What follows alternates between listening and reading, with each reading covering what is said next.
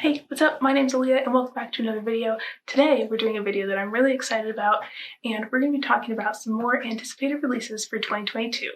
So I know I did a part 1 of this video back in December and I talked about like a bunch of the releases I was super excited about back then, but now that we're later in the year, there's a bunch of new releases that I didn't even know about from before, and a lot of them have really cool covers and stuff, so I wanted to tell you guys about those today. So let's just get into it.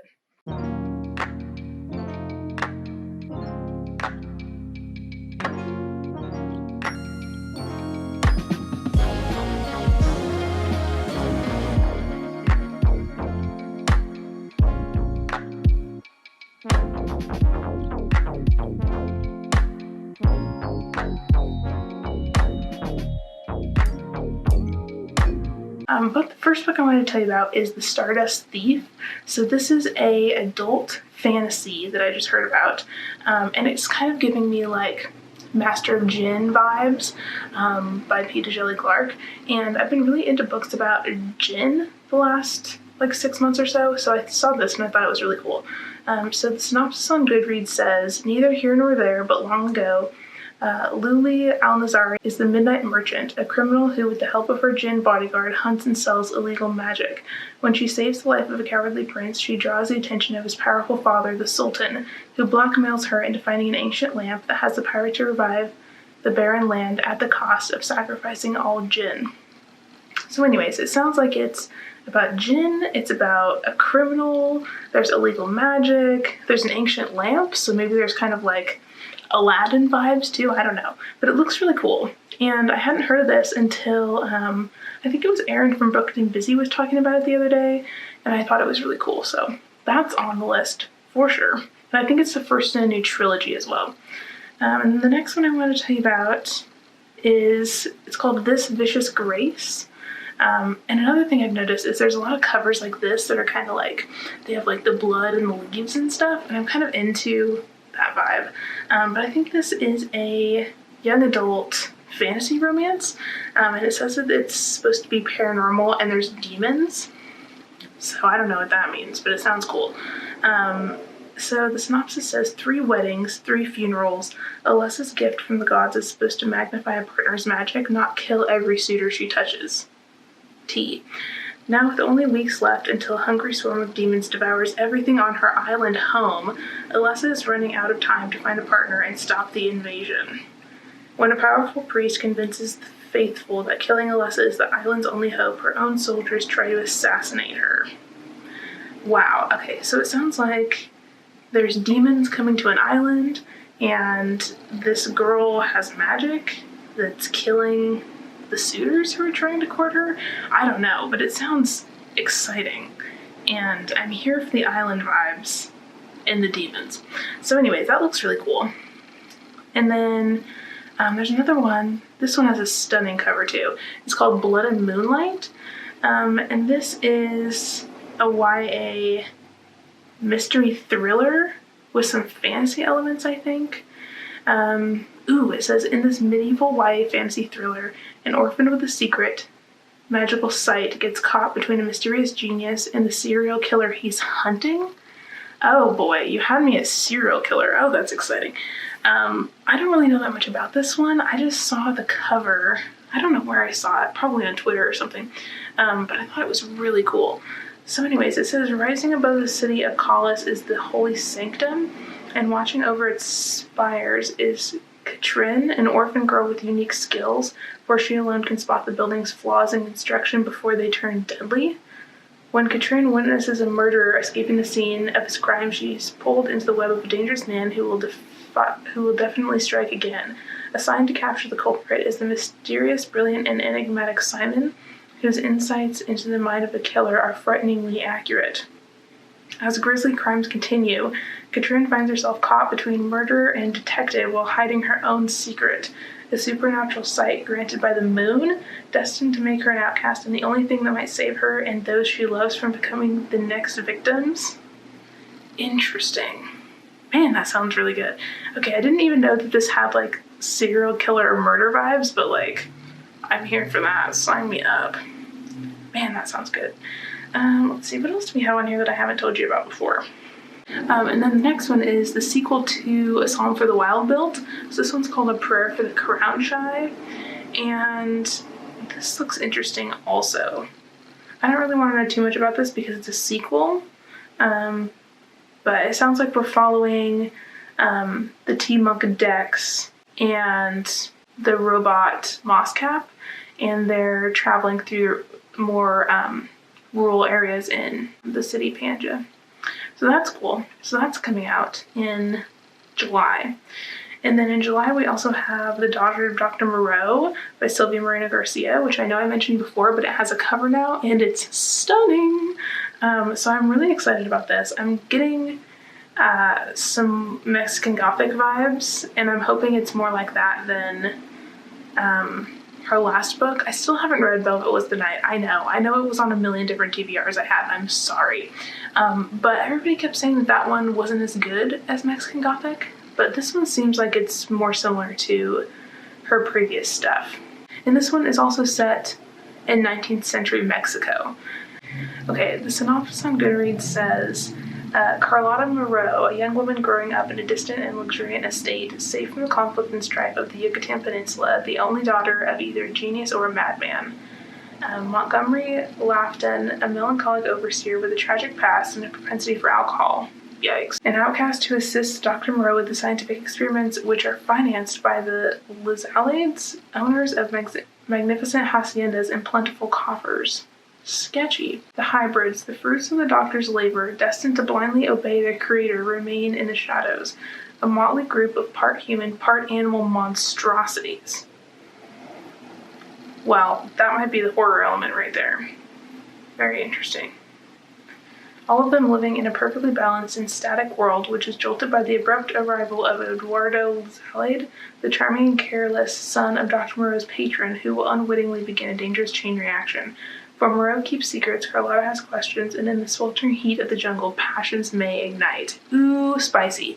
That sounds like we might have like a romance and some horror and some creepy experiments going on in the basement sort of a vibe. Ooh, interesting. So anyways, that's coming out in July as well, July 19th. This is another really cool cover that I saw on Instagram, I think. So this book's called The Undertaking of Heart and Mercy. Honestly, I think it was the dead people vibes in this cover that really got me. So on Goodreads, it's marked as fantasy romance adult, which is interesting. So the synopsis says, Heart is a marshal tasked with patrolling the strange and magical wilds of Tanria. It's an unforgiving job, and Heart's got nothing but time to ponder his loneliness. Oh, sad. Mercy never has a moment to herself. She's been single-handedly keeping Bert, Sal, and son undertakers afloat in defiance of sullen jerks like Heart, who seem to have a gift for showing up right when her patience is thinnest. After yet another exasperating run in with Mercy, Heart finds himself penning a letter addressed simply to a friend. Much to his surprise, an anonymous letter comes back in return, and a tentative friendship is born. If only Heart knew he's been bearing his soul to the person who infuriates him most, Mercy. As the dangers from Tanria grow closer, so do the unlikely correspondence. But can their blossoming romance survive the fated discovery that their pen pals are their worst nightmares, each other? So this comes out in August. Sounds like it's about an undertaker and this other guy, enemies to lovers romance going on. And it sounds like everything's going to be written in letters between the two of them, which is kind of cool also. So that might be something to look out for. And then another one with the like vines and blood cover vibes is this one, Belladonna. So this is a YA fantasy mystery. It also says it's gothic and paranormal. For as long as Signa Faro has been alive, the people in her life have fallen like stars. Yikes. Orphaned as a baby, 19-year-old Sigma has been raised by a string of guardians, each more interested in her wealth than her well-being, and each has met an untimely end. Her remaining relatives are the exclusive Hawthorns, an eccentric family living at Thorngrave, an estate both glittering and gloomy. Its patriarch mourns his late wife through wild parties, while his son grapples for control of the family's waning reputation, and his daughter suffers from a mysterious illness. But when their mother's restless spirit appears claiming she was poisoned, Signa realizes that the family she depends on could be in grave danger and enlists the help of the surly stable boy to hunt down the killer. Sigma's best chance of uncovering the murderer, though, is an alliance with Death himself, a fascinating, dangerous shadow who has never been far from her side. Though he's made her life a living hell, Death shows Sigma that their growing connection may be more powerful and more irresistible than she ever dared imagine. This girl, oh boy, okay, this sounds like there's going to be, I don't know, maybe a love triangle, maybe a romance between this girl and Death, and they're trying to solve a murder. I don't know, but that sounds interesting. And this cover is quite something.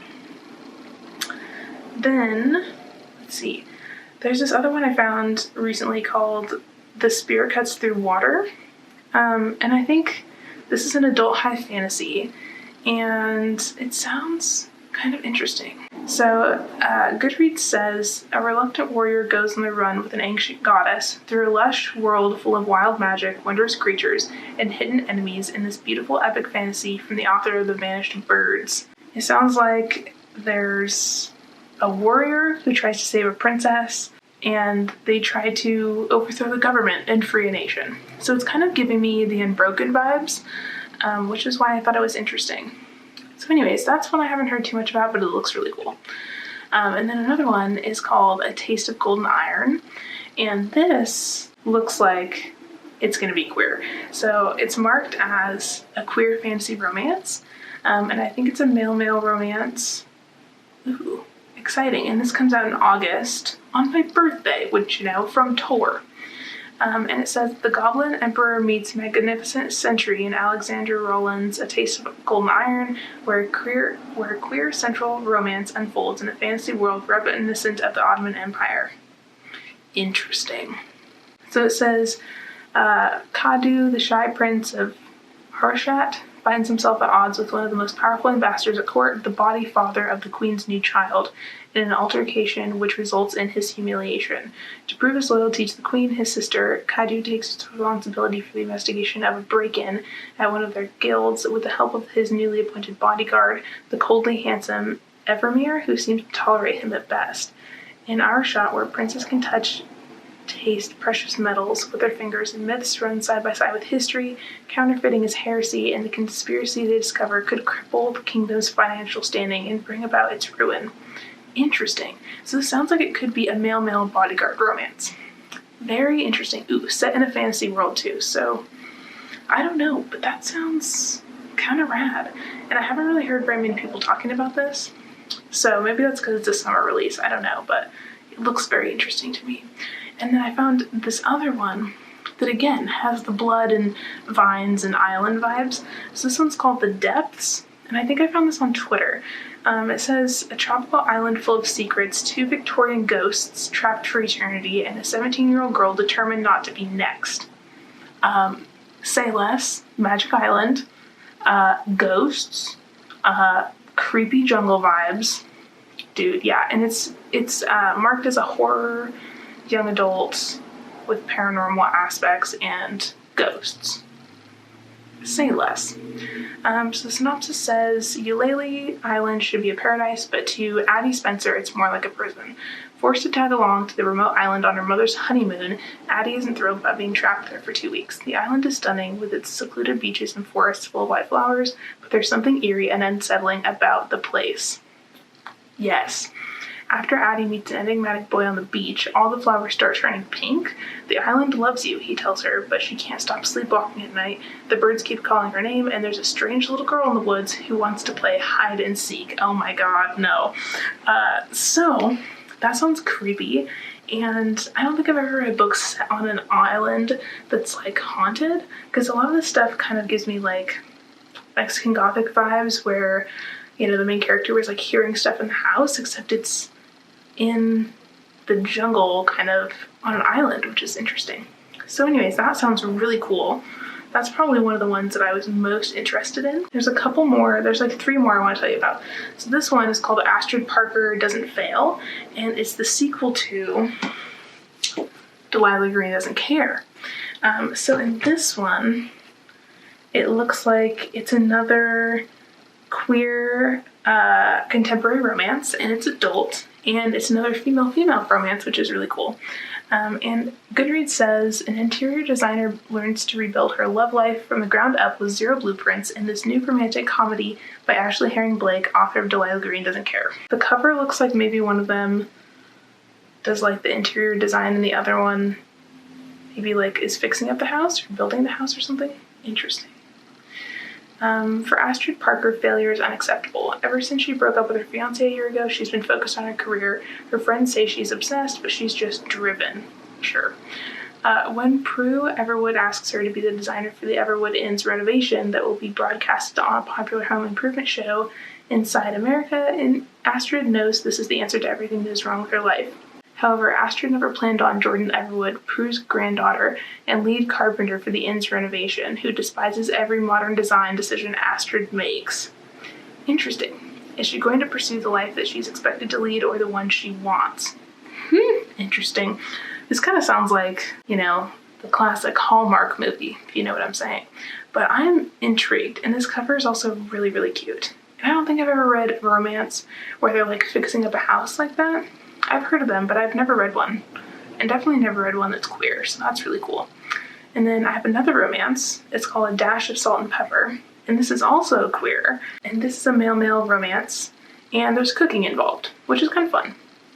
So it says, sometimes two cooks in the kitchen are better than one in this swoony romantic comedy from the author of I'm So Not Over You.